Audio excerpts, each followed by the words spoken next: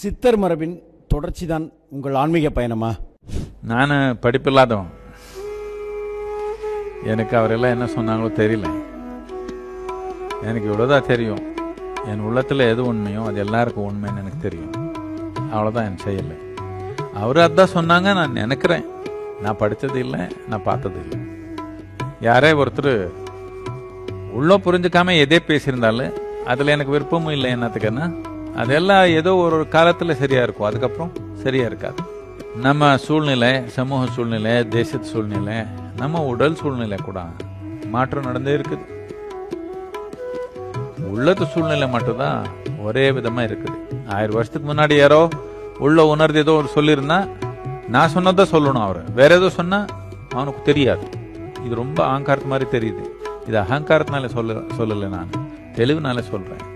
உள்ள உணர்ந்து யாரே பேசியிருந்தாலும் இதான் பேசுவான், வேற என்ன பேசுவான். அந்த டைம்ல சமூகத்துக்கு எப்படி புரியுமோ அந்த மாதிரி பாஷையில, அந்த மாதிரி மொழியில, அந்த மாதிரி ஒரு விதத்துல சொல்லிருக்கலாம். ஆனா வேற ஒன்னும் சொல்ல முடியாது.